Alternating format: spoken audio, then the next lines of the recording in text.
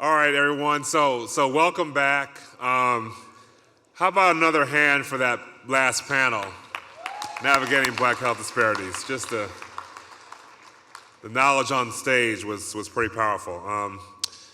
So this is going to be the last formal session of the day. So after this, we're going to go take group pictures. So get your Sunday best on.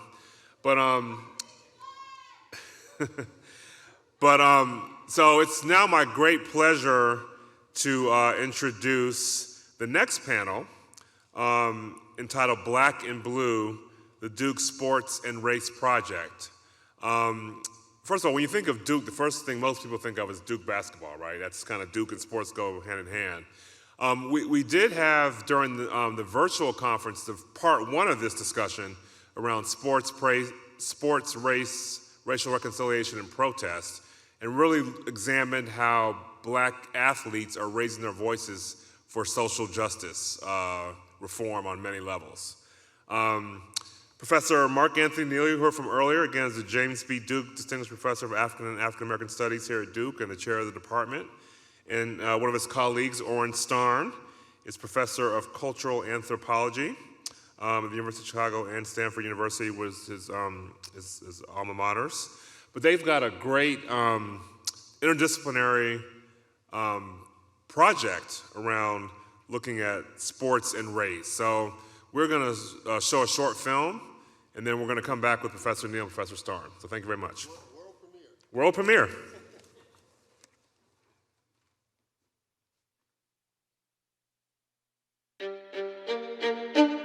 What can sport teach us about American society?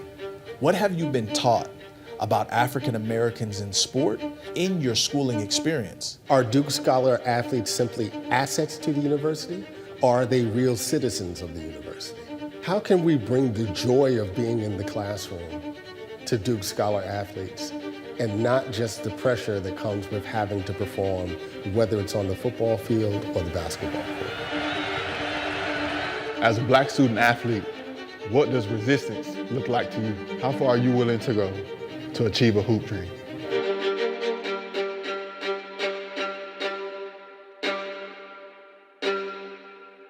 I became involved in this project when I interviewed at Duke. I did a walking interview with Rachel Cranton. I reached out to Jen Nash, and basically we pitched her this idea. And she took me by Cameron and she said, "Do you know what this is?" And I said, "It's Cameron." And she said, "Are you a college sports fan?" "Of course I'm a college sports fan." And would she be interested in having a project on race and sports at Duke?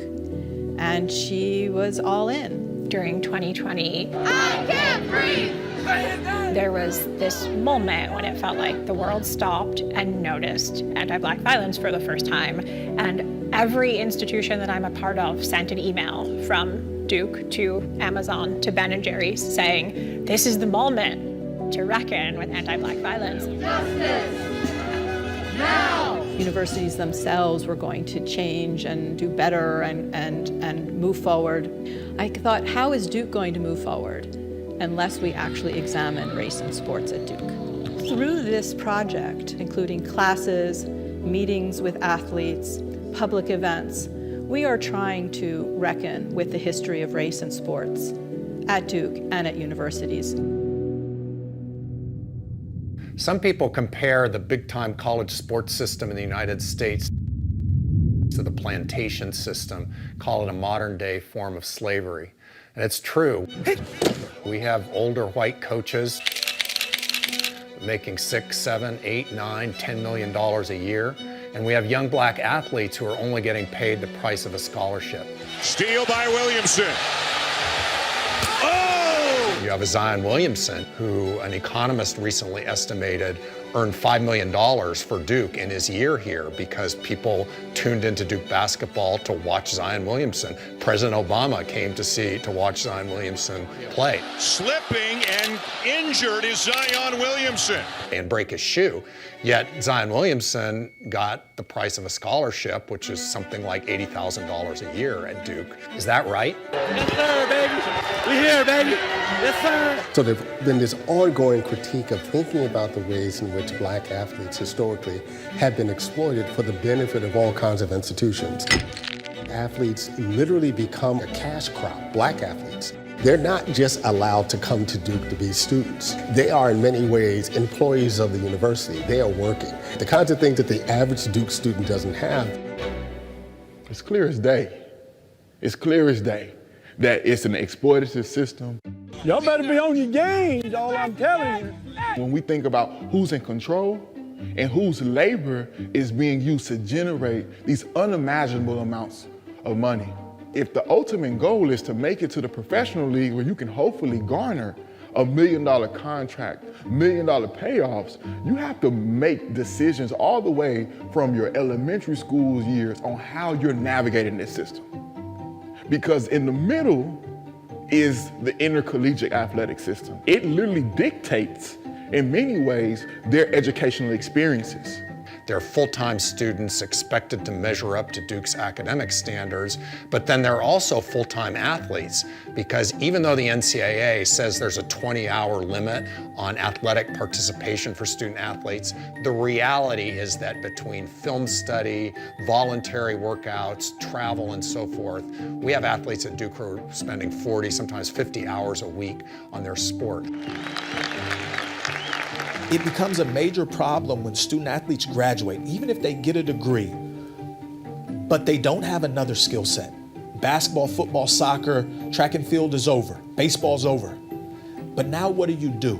And I've seen many athletes struggle with identity, depression, drug addiction, alcohol, because they don't have anything else. Because once that ball stops bouncing, who are they? Once your helmet comes off, who are you? And if you haven't thought about that, you're gonna be in trouble when you graduate or when you finish with sports.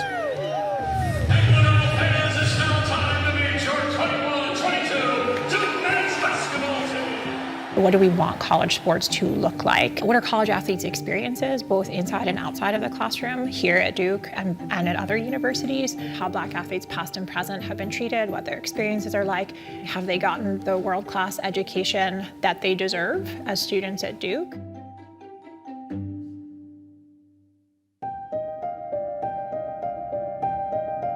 I think there's no better place than Duke University to do the work that I really want to do and hopefully make some changes to the system. Why do certain young people, but particularly black young people from around the world, have to think about sport as one of the few options that they have for upper social mobility or to have a decent, dignified life?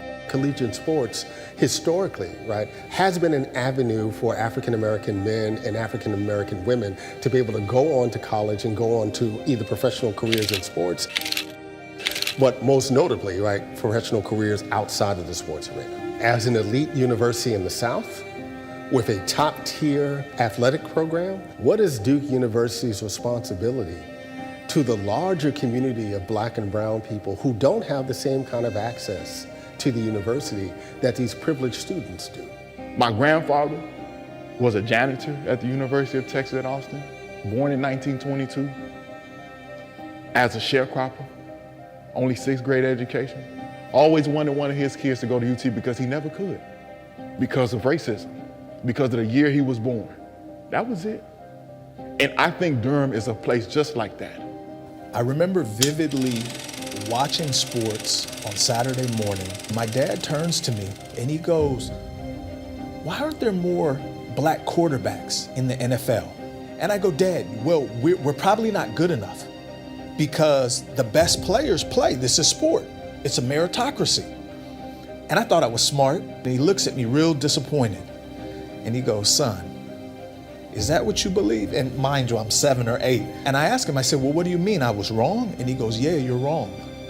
We have more than enough capability to play quarterback, but they won't let us play." If you look at the athletes on Duke basketball, they're predominantly African American. But if you look at the coaches across America, they're predominantly Caucasian. And I like to ask students to question that. Why is that?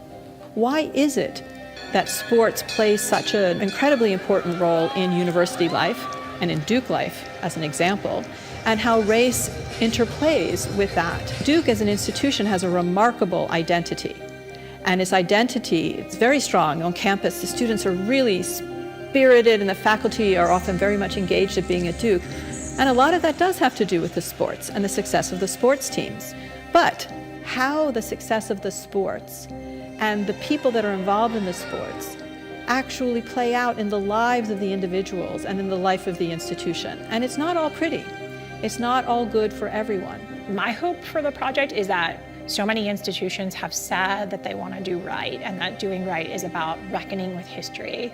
We want to take that seriously by putting something that's central to Duke's identity, which is college sports, squarely on the table for examination.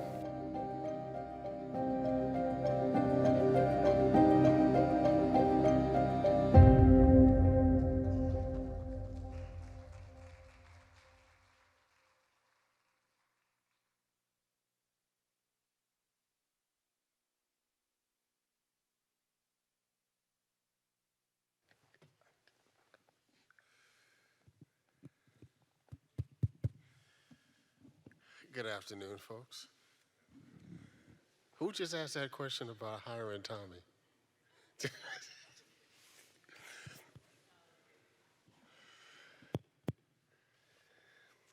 So we started this project the end of the summer, the fall. And we're kind of an interesting combination of scholars. Orin's in cultural anthropology. Jennifer Nash is in gender, sexuality, feminist studies. I'm in African American studies. Martin Smith is in education, but he's also the dean of academic affairs, students at Duke. And Rachel Cranton, for the next month or so, is actually the dean of social sciences, and she's an economist. So we wanted to roll out a project that looked critically at race. Martin had often taught classes around race. Orin has taught race, wrote a great book a few years ago about Tiger Woods. Myself, I teach courses in Black masculinity, and often Black masculinity is tethered to celebrity in sports in a certain kind of context. Rachel had all these questions, obviously, around the economics of collegiate sports. And Jen, because of her work around gender and sexuality, right, particularly putting a focus on women's collegiate sports, which is something that often gets left out in these conversations about race and sports. And so we went forward with a plan to do 3 different kinds of activities. Obviously, there would be classroom teaching. Jen and Orin co-taught a course this semester, which Orin can talk about. We also want to be able to do something that had a public platform, so public conversations. Javier Wallace, who is our postdoctoral fellow for the next year and a half from the University of Texas, the 2 of us will be working on a podcast. And then the other piece was that we didn't want to do this in a way that was exploitive. So we wanted to make sure that we were producing something that the student athletes themselves got value out of, and ways in which we could enhance their experience. We're also very clear that this was not something that we ever envisioned as a collaboration with Duke's Department of Athletics. And thankfully, we had a leader in Valerie Ashby who understood that charge and gave us enough of the financial backing, the resources to be able to do this project without having to necessitate, having to get resources from athletics. And not that it's a contentious dynamic yet, right? But we do get to do this as independent scholars within the context of this. Good afternoon, everybody. It's really great to be here. And I think we want to frame this more as a discussion and hear your questions, because I think college sports is something that a lot of you know a lot about, and people have feelings and opinions and experiences to share.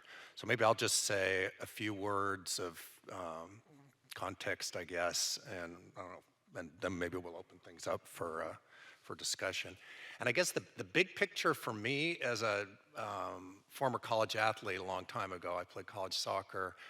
and now thinking about what college sports looks like, is the U.S. is we are weird. We're the only country in the world that is in effect running $1 billion sports entertainment complex. You can go to Ghana or to Australia or to France, and you go to a university campus, and they're not going to have the big-time sports teams. There's not a whole identity around universities and sports. All there are is club teams, and kids who have a lot of talent and maybe are going to play professional go into the academies of teams like Barcelona and Real Madrid and soccer. But in the U.S., for a lot of reasons, we have this strange thing of these nonprofit institutions, which Duke and the places that all of you went are alumni of, are dedicated to athletics and to in name to the welfare of the young people who are at our institutions, and yet at the same time running this crazy large business with the hundreds of $1 million contracts, the coaches who are making $10 million, the constant television appearances of kids. It's really weird for me. I know Mark has had many more Duke celebrity athletes in his class than I have, but I remember some years ago, like JJ Redick would come into my class and it was like at 8:30 in the morning, and I had just watched him, sink some game-winning last-second shot before, audience of 5 million television viewers on ESPN, and it's kind of this big celebrity on TV, and there he's like having to listen to me or some other professor drone away and write on the board, and so I think the experience for the kids themselves must be is full of certain kinds of cognitive dissonance of being both celebrities and star athletes in some cases, and then also regular college students. And I think it's great that we have, college teams, the mascots and the tailgating and the school spirit and the gear and the excitement, Final Four. But I also think, and I think all of us are aware of this in some way or another, it's kind of a public secret, that the system is pretty messed up in a lot of ways, and maybe most obviously in terms of racial equity and race and racism, because as it says in the video, Javier Wallace puts it very well. Big time college sports, and here I'm talking mainly men's football, men's basketball, and to a degree women's basketball growing now in important ways. But you have a system that is undeniably structured around race and hierarchy and let's call it white supremacy.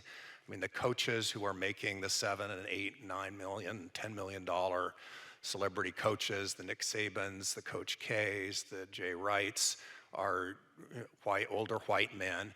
And in both college basketball, men's college basketball and men's college football, the majority of the players are African American. And they are getting the price of a scholarship, which is nothing to sneeze at Duke. I mean, it's probably like $400,000 all added up, but it's not a fraction of what star players are earning in terms of visibility and drawing people in TV audiences and the rest. If you look too at the structure of the way that coaching works, the statistics for 2021 were 10. That's 10 out of 130 FBS, the main football bowl series, coaches were African American. The SEC and the Big 12, obviously the SEC, the giant, football power, had exactly 0 coaches, despite all of the teams in the SEC being predominantly African American in makeup. Let me ask you, guess when the first full-time coach, black coach, was appointed in the SEC? Any guesses? Really close, 2004. So, not, 1963 or 1967 and the Civil Rights Movement, but 50 years later. And there have only been 5 black head coaches in the history of the SEC. The figures in basketball are a little better, but still pretty bad. About 30% of the 358 Division I schools that play basketball are African American, and this is post-murder of George Floyd. These are the most recent figures, with some of the kind of reflection around race and racism and white supremacy over the last couple of years. There's been some pressure on universities to do better with African American hiring, but it's still at 30%, even though the numbers of players is more like 60% in Division I basketball. There's also in college basketball kind of like a kind of mini hierarchy, and in football, well, especially in basketball, kind of mini racial caste hierarchy, where the blue-blooded programs, the Kansases, the Kentuckys, and the Dukes, are much more likely to have white coaches. That's where the big money is and the big salaries are. Whereas the non-perennial powerhouses and the smaller conferences are more likely to have African-American coaches, like Shaheen Holloway being a kind of star example of the talent that you see, and it makes you wonder, well, why, no disrespect to St. Peter's, but why was Shaheen Holloway not hired earlier to coach a more funded and powerful program? So we have real issues around race and coaching that are just, the numbers tell the story. And I think even if you, to bring it down home to Cameron and to Duke, just walk into that. Many of you have been the Duke alumni, have been to a game in Cameron, and you see a predominantly African-American team, and you see a stadium full of white people. I mean, in both, it tends to be, there's a kind of racial dynamic to Cameron craziness that's predominantly white. And in the upper paying sections, it's older white people like me. And that dynamic is there and visible for all to see. So there are these questions about race and equity and coaching and the playing of the games. I want to end just by sharing a few, kind of what this looks like in the classroom for me as a professor. I've been teaching at Duke for many years, and I teach about sports, so I get a lot of athletes in my classes. And I taught a course on college sports with Jen Nash, who you saw in the video this semester. And what you see there is especially, I'll speak just a bit about the experience of Duke football players, who are 60% or so African American. They, unlike the basketball players, are not celebrities on campus because our football traditions have not always been winning ones. So they don't enjoy the perks that come along with being a Paolo Banchero or a Trevor Keels. But and many of them are from, Duke is historically recruited from kind of smaller towns in Georgia and the Carolinas. These are kids who grew up going to church, often predominantly African-American high schools.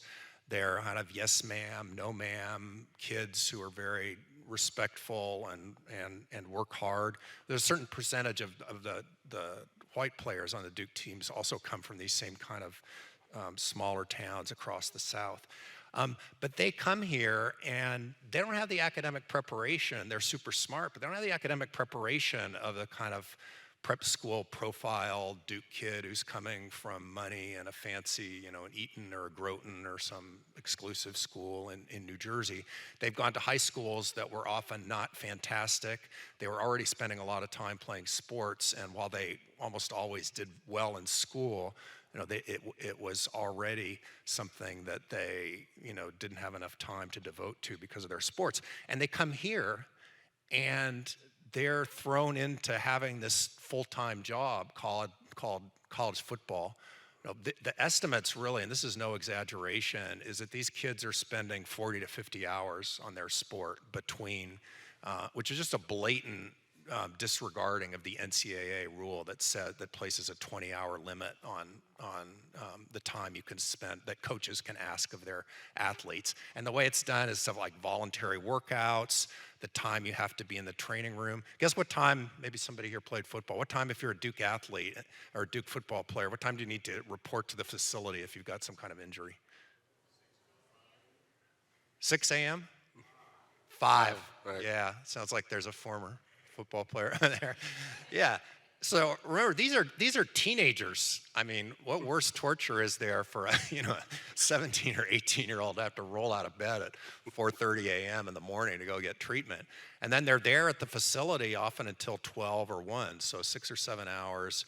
There's the voluntary workouts, film study, the travel. They pretty much always miss Friday class for travel. So they're doing this full-time job that's hard on the body as well. I mean, we know football is a pretty violent, brutal, beautiful, brutal sport. And yet they're also supposed to be doing well in the classroom, which is a full-time job. Most Duke students, it's like, you do your classes, do well, and then pick some other extracurricular activities. These kids, the football players, are doing this giant job, earning a ton of money for Duke, because actually, because of the TV contracts, football earns something like $33 million a year, if I have the figures right, which is more than the basketball team earns. It's kind of counterintuitive, but there's just more money in college football than college basketball. So they're tired, they're missing classes to travel. They just don't have time to keep up with their schoolwork, and most of them, to their credit, really try and put in the effort, but they end up getting a second-class education in the sense that they don't really have time to dedicate themselves to their studies. And in the summer, there's all these other things that they lose out on. Athletes don't study abroad because they need to be here for sports. Athletes don't do Duke Engage, the big Duke volunteer program, because that's 6 weeks away from training. Now, the football players are going to be here all summer. They also, the summer, especially for Duke students who want to go into business, are kind of a key time because you go do your internship at Goldman Sachs or wherever. But the football players, don't get to do that. So they also, because they're kind of in football world, often don't get to make the kind of networking corporate connections that would, facilitate their transition into a post-college football life. Because, hardly any Duke players go to the NFL. I think there may be 3 or 4 Duke players. So these are kids who are going to have to, who are going to go into other careers outside of playing sports. So I could go on and more about this, but the system is broken. I think we all know that. There's a lot of, I have some ideas for reform. There's a lot of different kinds of reform that have been proposed. I think a great start would be seriously enforcing the 20-hour rule. That would mean not just Duke, but all the other schools would have to go along with that. It's kind of hard to imagine, University of Alabama or whatever limiting their practice time to 20 hours a week. But I think it's important to recognize that we have a broken system, and one that has some pretty nasty dimensions of racial hierarchy and racial exclusion in it. And so some of these questions for me are a little bit more personal in terms of the work we're doing with the project. Cards on the table. Until 2010, I hated Duke basketball. I grew up, hip hop in the Bronx, and our team in the late 80s and early 90s was UNLV. Right, Larry Johnson, Stacey Augmon, that whole crew, and Duke represented a certain kind of brand. And as Bomani Jones, talked about on this HBO show a few weeks ago, that wasn't necessarily the fault of Duke or the players or even Coach K, but people gravitated to Duke as a particular kind of brand of exceptionalism, right, in comparison to other sports programs, particularly in basketball. But what changed me about Duke basketball was actually the players, the humanity of them. I became a fan in 2010 because Nolan Smith was my advisee as a major in the Department of African American Studies. He was actually also the first scholarship Duke basketball player that I ever had in class. I had been to Duke for 6 years before that point. And have been fortunate to see a steady stream of black athletes at Duke. Women's basketball, Elizabeth Williams was one of my students, one of my favorite students, in fact. In that great year of 2019, I had a class with Cam Reddish and RJ and Zion, to put that in some sort of context. But looking at them and how black men in particular as athletes circulate in our culture as celebrities, and the darker side of that in the context of their everyday lives, and particularly in this instance on campus. So we begin this conversation about the black male athlete as celebrity, right, at the beginning of the 20th century with Jack Johnson. And Jack Johnson is such an important figure here because, right, you put him in a particular kind of context. What was Jack Johnson's job, right? Yes, he was a pugilist, he was a boxer, he got in the ring in the fort, and to fight, but we also doubled down on specifically what that looked like because he wasn't fighting other African-American boxers. He was fighting white men. He was paid lucratively, right, to put white men on their asses. In a period of time in American society when black people were regularly and daily being lynched for offenses like reckless eyeballing, right? Looking at white people in their face and that could get you killed, right? Not moving to the side of the street, right? One of the brilliant little things that the Gilded Age made sure that we understood that even for middle-class black folks in a city like New York, right, in the late 19th century, if a white person was walking down the block, you had to step aside. So Jack Johnson was exceptional, right? And a problem for both black and white people, right? White people because, you know, he flaunted his exceptionalism across the color line, right? Driving the Model T, the matching fur coats with the 2 white wives, which is why he was the first person in America that was indicted on the Mann Act, which was to make it illegal to transport underage, I put in parentheses, white women across state lines for purposes of prostitution. He was the first person in America tried in the Mann Act, right? He was also the second person.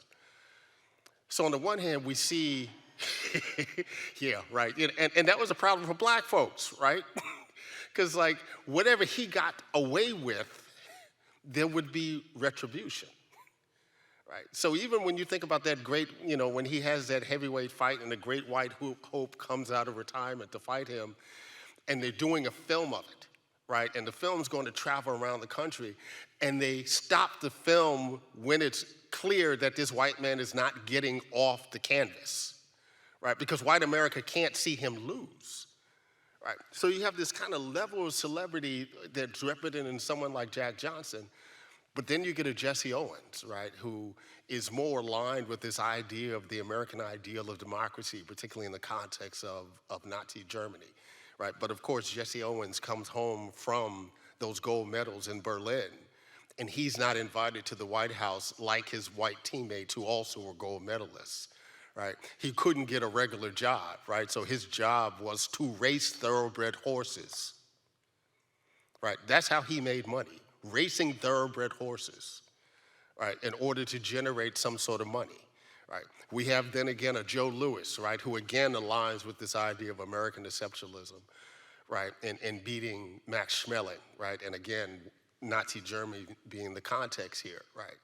But then a generation later, we get someone like Muhammad Ali, who is outspoken about the black condition, who's outspoken about American exceptionalism, right, who is part of a collective of black male athletes, right, including a young Lou Alcindor, Kareem Abdul-Jabbar, and also Jim Brown and other figures, right, who are pushing back, right? Alcindor, who doesn't play in the 1968 Olympics, right, because he was protesting against American society. And the moment that you have a generation of black athletes who become outspoken, the sport gets so much more lucrative. So it's like what athletes can say and want to say politically gets bought off. Because if you're Michael Jordan, right, it's not just about the fact that Republicans buy your shoes also, but your brand is more important than your politics. Right? And that wasn't the case in the 1950s because didn't nobody have brands. Right? Most professional athletes, right, regardless of race, right, you were working day jobs when the season was over. And so now this kind of lucrative aspect is now funneled down into college sports, right? And so young men come to these campuses and the only thing that they understand is that they are athletes and there's an end game, right? And if you're a basketball player, that means you might actually spend 8 months in classes. Right, because after the tournament, right, there's no reason for you to go to classes anymore, right, if you know you're going to be drafted in a few months. And I say all that to say is that when you actually see these men up close, on the one hand, If you are Zion Williamson and you walk into a class, everybody knows who you are. But if you're a 6'10" black man, regardless, everyone's going to think they know who you are. Right? And that's not only about why you're on campus and how you got here, but it's also about how they view you in the classroom and why you're in that space in the first place. So having to prod black student athletes, particularly black male athletes, to have a voice in these classes, because since the time that they were 6, 7, 8 years old going to AAU, people have told them that their opinions don't matter. What matters is their skill set. And the irony is that as folks look like, well, they're here because they're on a scholarship, right? And as Orin, just mentioned, collegiate sports is about revenue-generating sports, typically football and basketball, right? And we all see black male athletes or tall black women athletes and assume that they're on athletic scholarships.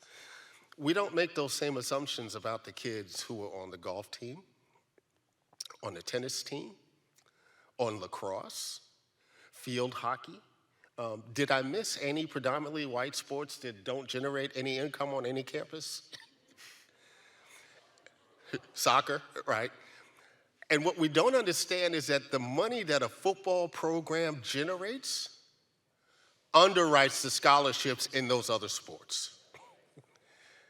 Right, so not only are black male students in these revenue-generating sports being exploited in their actual labor, their presence is exploited in order to pay for sports in other places, right? And one of the reasons why I know this is because I raised a collegiate swimmer.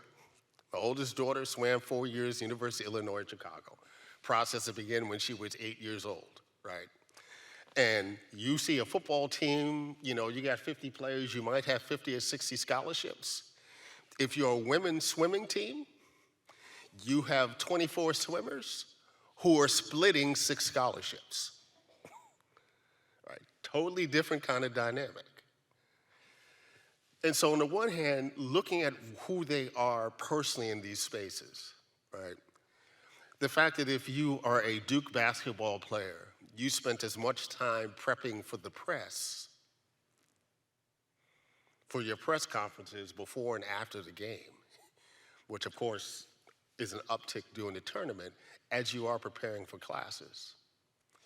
When laptops became a thing and those of us were teaching and all our students are pulling out their laptops and we're assuming they're Googling information that we're sharing with them, and you walk around the class and you realize someone is shopping on this site and another person is shopping on this site, another person is looking at YouTube videos, and you walk past football players and they're looking at game film.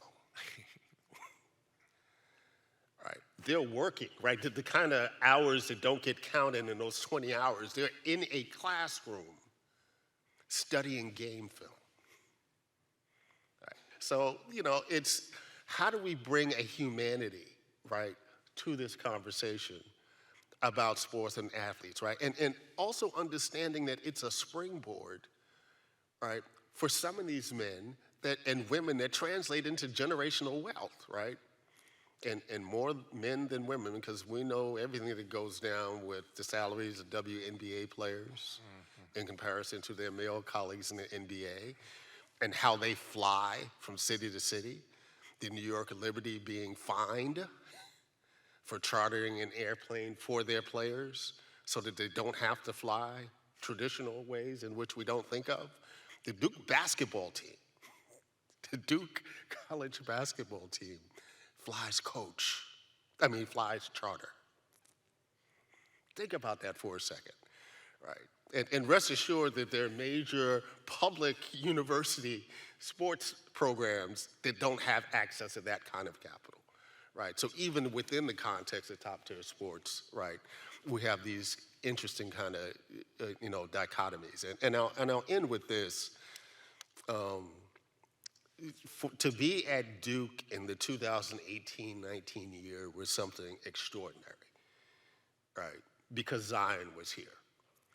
And this is a young man because, prior to this generation of ball players, if you were a high school basketball player, you needed a Duke or Kentucky, right? A school like that to enhance your brand. Because if you went to that school, right, one of these blue blood schools, you could guarantee that you would be on national television 20 times that year, right? And if you were an exceptional ball player, it gave you access that you would not have normally had, which is why they didn't go to HBCUs. Whole nother conversation. Zion Williamson had 1 million Instagram followers, before he set foot on Duke's campus as an athlete.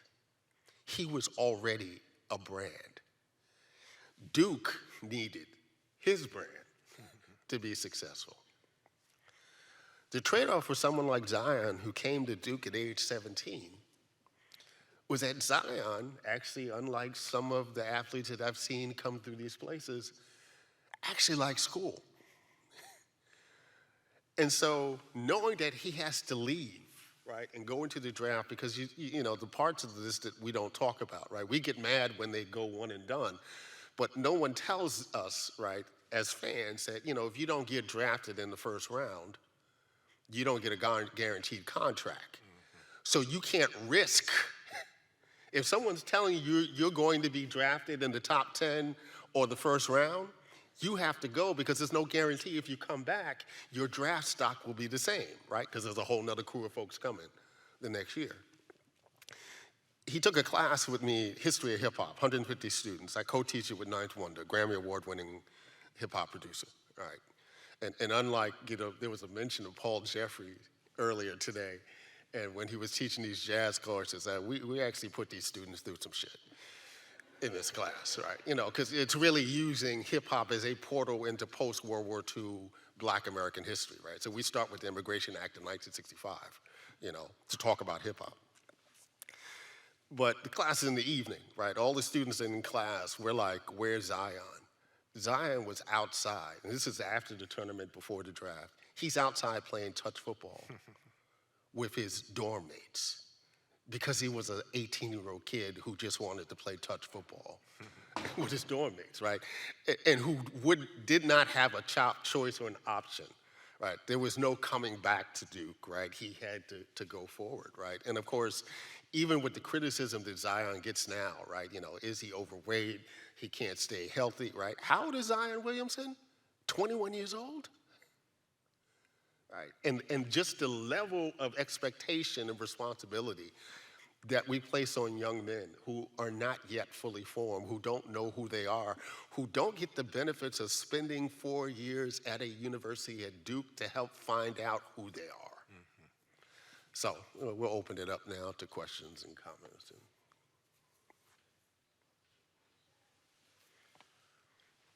I'll start with the first question. It's a quick two-parter.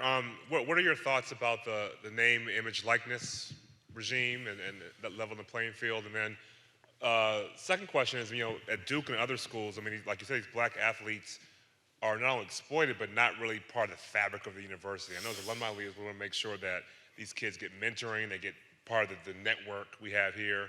And what are your thoughts on how universities can really make sure these women and men aren't just on the field, but are fully integrated into the university? Yeah, NIL is interesting because, you know, the NCAA and powerhouse schools around the country really dragged, you know, kicking and screaming into allowing athletes to make money off their own name. And when you think about it, this is just, you know, only athletes were prohibited from, you know, starting their own little company to sell T-shirts with their name on it, with their logo, with endorsing stuff. You know, if a kid wants to, you know, and a lot of Duke students do a startup in their dorm room to develop this or that app, they're free to do that and to make money. But it was part of the kind of indenture of the college athletic system that until the last year or so, college athletes haven't been able to make any money off of their name. And finally, that kind of, now the dam is broken and NIL is okay. I think it's been a complete Band-Aid and a complete distraction from the structural problems of college sports. I have a number of different athletes in my classes who have their own, are doing different kinds of endorsements and social media type stuff. And like one guy on the football team, he said, well, he spent a few hours recording some commercial for some like chicken place in his hometown in Georgia. And one of the other students asked, like, what did you get for it? And he said, well, I got a gift certificate for a chicken sandwich. And so, this is for a Paulo Banquero or a few select athletes, they're going to make a lot of money off of this. But the vast, overwhelming majority of African American athletes and athletes in general, they're not making much money at all over this. It's an oversaturated market. There's too many kids already endorsing. And another football player who has, he's this really handsome guy with good style, and he's been making these cool videos. And he said, this is just turning into a lot of work, like another job that I have. So I have my school, I have playing football, and now he gave just as an example that some toy company that manufactures footballs had sent him a football and said, we want you to make like a 10-minute video about this football. And they gave all this, like the lighting and everything. So he basically had to produce with his friend a 10-minute video about this crummy little football, and he got, like $150 for making it. So, I mean, the overall structure of a gigantic billion-dollar industry where coaches are making millions of dollars and African-American athletes in the big-time sports are making, the price of a scholarship, where you have these racial hierarchies in coaching, those are completely unchanged. And I don't really think NIL has addressed those. And I would mention also in terms of women's athletics, it's been kind of cool that some women athletes have been able to monetize through NIL, but there's also kind of, I don't know, for those of you who are old enough to remember, maybe nobody's as old as me here, and the Anna Kournikova syndrome. Anybody remember Anna Kournikova? Thank you. I don't feel so alone. I mentioned the name Anna Kournikova to my class of 19-year-olds, and they were like, what the? Another like irrelevant old reference from the professor. And but Anna Kournikova was this tall, blonde, very attractive Russian woman who never won a professional tournament, but cashed in the big bucks with endorsing different stuff through her looks and stuff. And that similar kind of like sexualization of female athletes, where they're valued not for their excellence on the field and their excellence in the classroom, but for their looks, is getting reproduced in NIL. And if you look at some of the top earners, they're kind of like obscure, female athletes. I'm sure very nice people, white, almost all of them, at smaller schools, who are, producing these videos that really are playing up their looks and kind of, their attractiveness and stuff. So just kind of re-trivializing women's sports and re-objectifying women. So the NIL thing, I think, is really a kind of reform that's ended up not, if anything, a distraction, because now universities can say, oh, we have NIL opportunities. And there's actually a lot of other wrong stuff with it that we could talk about. But do you want to address the... Yeah, just the one quick thing, Sanders, about, universities treating athletes as if they're part of the the university body. They'd have to accept that athletes are actually students first. Right? I mean, there's no other way to describe, particularly for these revenue-generating sports, as I say in the clip. College athletes are employees of these institutions, right? They have expectations and responsibilities that their average university peers do not. Right, on behalf of the university, right? Not on behalf of their own learning, but on behalf of the university. My daughter was a swimmer, and because swim season cut across 2 semesters, right, she was never able to do a semester abroad, right? Because it would take away from the time that she would have been in the pool. The difficulty, even the summers, right? For players that want to be able to do summer abroad during the summer, right? But if you're on a training regimen, right, and you have to be on campus for coaches to oversee that, right, that's not what's going to happen, right? We've had conversations, and thinking about it now, Sanders, there's a group of football players that just crossed as omegas, But different conversations we've had with different black male students over the last 30 years about coaches telling them that you cannot pledge a D9 organization, right? Because those coaches don't represent or understand the value of that networking for these students, not just for while they're on campus, right, but for the rest of their lives, right? So it's even those kind of things, right? So being able to educate, you know, the colleges at the university, the coaches and athletic directors about why these kind of institutions are particularly important, right? These aren't like the white boys just drinking on the weekend, right? I tap a keg, but anyway.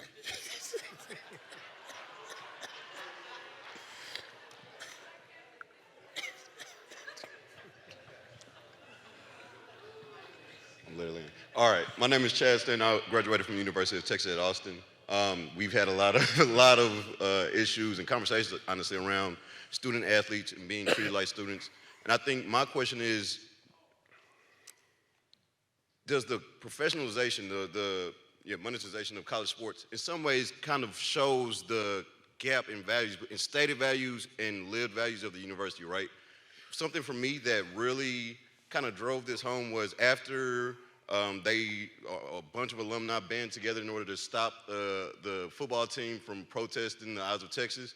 We also had the lieutenant governor creating a whole other department for explicitly conservative students because he has the money and the power to do that, right? And so in some ways, or I guess, can you speak to the ways in which the college athletic issue really exposes and puts to the forefront the ways in which the university has the stated value of like academic freedom, taking care of students. Whereas in a lot of ways, it's also a money-making venture. And I guess my second part is, are there worries as like some HBCUs are also getting into the big college sports realm, the difference between the mission, at least for black people, of a PWI and an HBCU, whereas we're supposed to be safeguarding these students in somewhere realms? That's my question. I think the monetization of college athletics in many ways is the blueprint for the monetization of the university. When you think about the way that things like patents function at university, when you think about undergraduate students working in faculty labs and how that labor is then translated into wealth, right, for researchers and their companies in some cases. So I think those things go hand in hand in that regard, right? And what we know about any institution, but universities in particular, whatever is going to stop the flow of capital is going to be a problem, right? And so whether that's athletes saying that we're not going to do this anymore and we're going to walk off the field, or the basketball court, right? Those are the kinds of things that ultimately are going to be criminalized. Yeah. I mean, the whole idea of the student athlete, I mean, I hate to be brutal, but it's just a lie, the way that it's set up. I mean, we hear over and over from the NCAA about how much we care about our student athletes this, our student athletes that.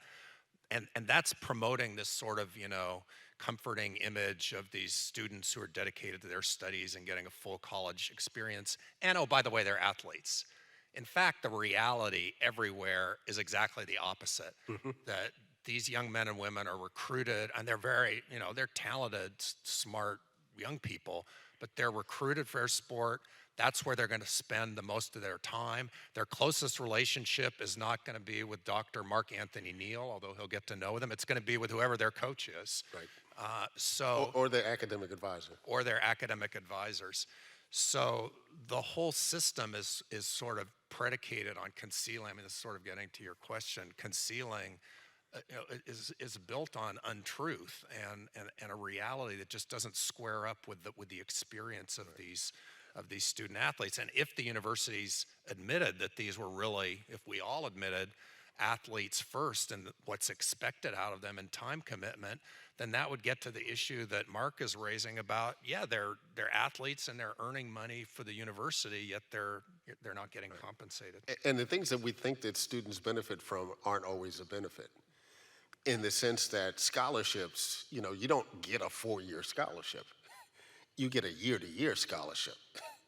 if you get injured or something of that nature, my daughter's team coach, YMCA coach, but he coached at the University of Alabama swimming, and his job for the year that he was there was to sit down and figure out who came late to practice, right? Because when they needed to cut somebody off the scholarship roll to open up scholarships for the next fast swimmer coming in, that's how they were going to make the decision, right? That player was at Louisville a few years ago, right, who was this great player in the national championship run, and he broke his leg, and there was no guarantee that he was going to be able to come back to Louisville as a scholarship player because he couldn't play.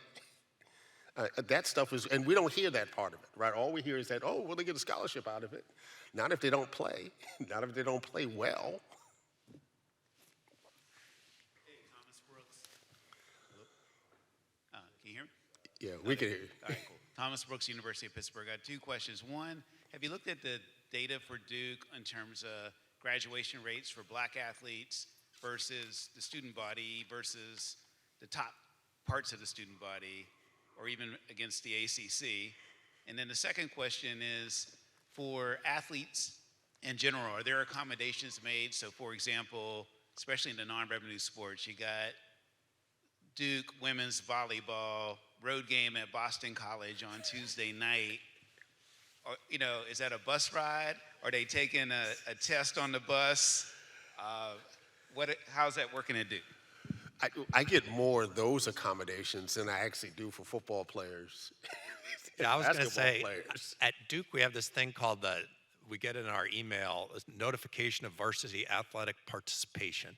And what that is an email basically saying like player X from team Y is going to be missing a couple of your classes that week because they're traveling to Pittsburgh or whatever. And I think it says a lot about the priorities of universities and the realities, to get to what the other gentleman was saying about, you know, realities and image. Never in, you know, what if Paulo Banchero, he couldn't play in March Madness because, you know, he had to take a math test. No, it's always like you get to miss stuff for sports, but it doesn't work the other way around. It's the sports always takes priority. And for these kids, they get frustrated, and, you know, there's kind of a silent mental health epidemic among college athletes now. Like some of the figures show like 30% of college athletes struggling with some kind of anxiety and depression. Because, you know, imagine any of you in college, you know, none of us went to all of our classes, but, you know, imagine you're just like, okay, 8 or 9 classes you're just gonna miss the lecture straight out. You're just, you know, you can't miss that much class and do well, even if you want to do well. And it's just not the same, you know, trying to do an assignment on the bus to, you know, to Kenosha or whatever. Yeah, the second part of your question, I mean, some of the data that we have seen is that however the numbers play out, Duke's rates are pretty exceptional in comparison to its peers.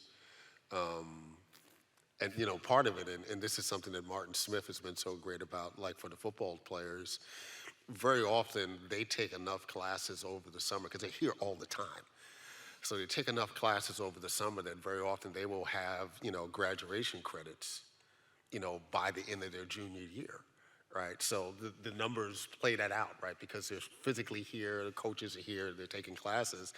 And what Martin has begun to do as an academic advisor is to encourage them that if you still have if you're done, finish, right? Because the other thing is that coaches are telling them to slow down their clock, right? So don't take so many classes, you know, your last year, because you don't have to.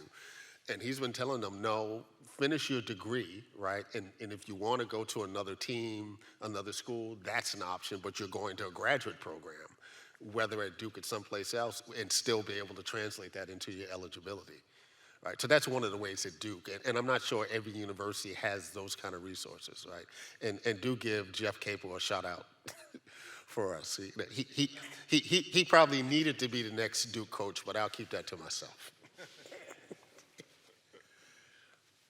Hi, I'm Mike Bennett, class of '77. I was a Duke football player, came in 1973. And there was 3 other black football players when I got here, along with the other 6. First class of football players? Well, we were the first class of black football players. Of cohort. It was 7 of us. First cohort. Yeah, first real cohort, they were trying to see if black football players could actually graduate. And that's the truth. There was one black basketball player here. But the question I have for you in terms of what have you looked at, and my brother here, Derek Penn, 2 years later, we had to drag him in along with 11 of your others. But the question I have for you, all these other systemic things around us, we didn't have. We didn't have the academic support. We didn't have a lot of different things. But what we did have was each other. And most of us did reasonably well. This class of 7 black football players that they weren't sure could actually graduate, 2 doctors, lawyers, everybody graduated on time. Some of us graduated a little bit early, but and came in reading at 9th grade level. But that's a little private joke between us. But the question I have and the concern I have as a former player is, what's the internal culture that exists within particularly black football players? Because that's the largest number of black athletes here. What's the internal culture where, are these kids supporting one another? We got through because we drug each other through. I mean, nobody gave up because you wouldn't let anybody give up. And so that's, you can do all these other things. You can make sure that they only work 20 hours a week. You can do all kinds of other stuff. But at the end of the day, what I believe anyway, is what's most valuable for these players over the course of their life and these lifelong friendships that we have is this culture that exists within the team that they play on. And so what have you looked at to see what can we do to help them to support and care for one another, no matter what happens outside, no matter what happens with NIL. Anyway, that's my question. Thank you, Michael. I mean, some of this is anecdotal. I think generally speaking, the basketball team is isolated from the student body, right? That's, they're just not as accessible. I don't think that's the case with the football team. One of the organizations that we're working with here is United Black Athletes. So it's a group of Duke black student athletes who've gotten together to make sure that they could talk about their own issues, right? And there's a lot of camaraderie across teams, right? And across gender in that group that's really important. But anecdotally, I think of the example of Anthony Boone, who at the moment is the most successful, Duke quarterback, black quarterback, 13 to 16. Anthony was in one of my classes every year that he was here. When he got here, he was a knucklehead, right, as most 17 or 18-year-olds are. But I can remember seeing him, particularly after Cutcliffe got here. He matured, right? And I can remember moments in classes where, again, this huge class, 150 students, 12 football players, right? And some of his younger teammates are being knuckleheads, right? And he showed the leadership in the class, right, to tell them to sit down and shut up, right? Because, and that always impressed me about him. One, because I knew him and watched him mature, but the sense that they had enough of each other's back, right, that they were holding each other accountable, even if there weren't other folks at the university that were interested in the classroom of holding them accountable. Yeah, I think the one thing that has changed since, your pioneering days in the 70s is that there's a lot more black players on the team, so that, in a team, in a squad of 80, you have like 50, 60 African Americans, and there's definitely, with a larger group, I think there's factionalism and there's competition and you get more people there. But there's definitely also, from what I've talked to people about, a kind of sense of brotherhood.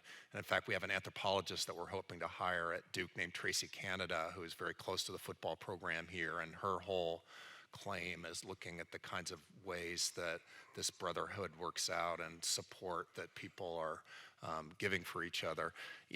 And for a lot of the kids that are coming now, there's also this disjunction of coming often from majority African American high schools into what is still a very PWI. So there's both that they're kind of, the football players are kind of in this bubble of their sport and the obligations, and they're also, in a distinctive minority in what remains a white-dominated institution. So, it's in this context that they try to form these relationships of brotherhood and love.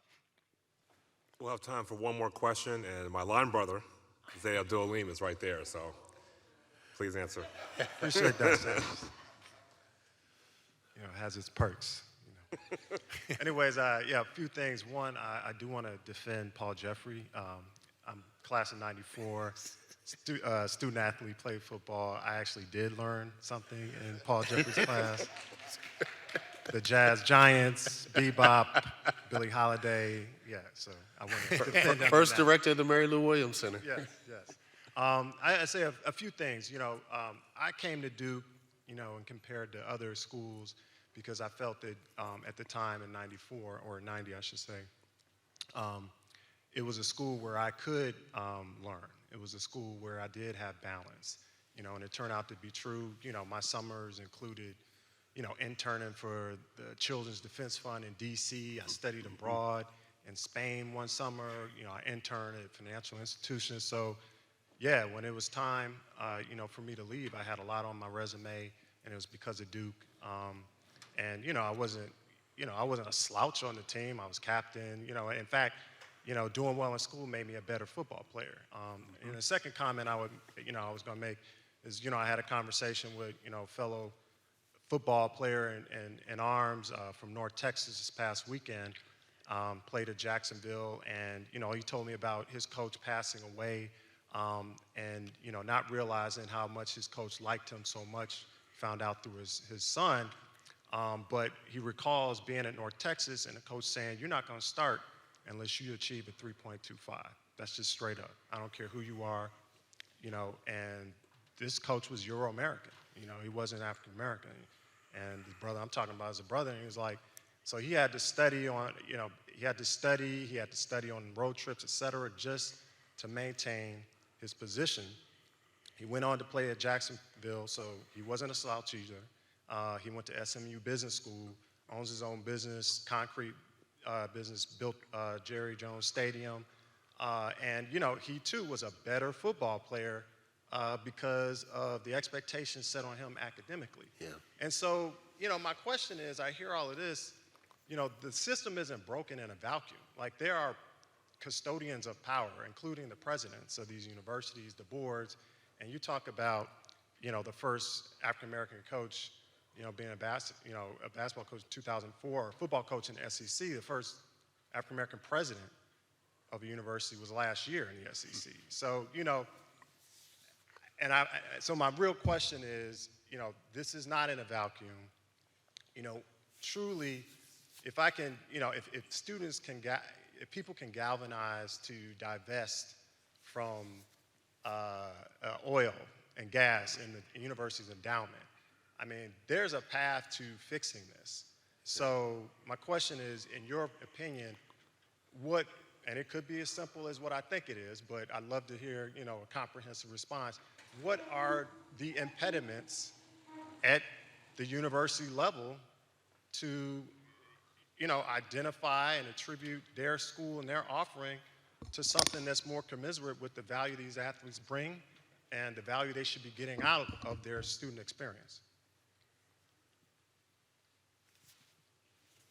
That's all super well said, and and I think we do see a lot of athletes who make the most of their experience and their degree. I also see this sort of some of the things that we talked about just not having the kind of opportunities to develop themselves as scholars and have a full kind of well-rounded college experience. In terms of, and I think there's changes too. I mean, people have talked about this as the Trayvon generation or the Colin Kaepernick generation. BLM and COVID. I noticed those had effects in kind of like radicalizing athletes, at least some athletes here, where there's like more awareness and willingness to talk about some of the issues of exploitation and what's being asked of them. In terms of reform and change, the University of Missouri football team showed a few years ago how much power students have when they threatened to walk out the University of Missouri football team after a bunch of racist incidents on campus. Ultimately, the university was going to lose so much money from the lost games that the president ended up resigning. So students have a huge amount of power. At the same time, these are 18, 19-year-old, 20-year-old young men and women with huge kinds of commitments and stresses. And I really think for change to happen, it's going to take a more kind of concerted effort of people of goodwill.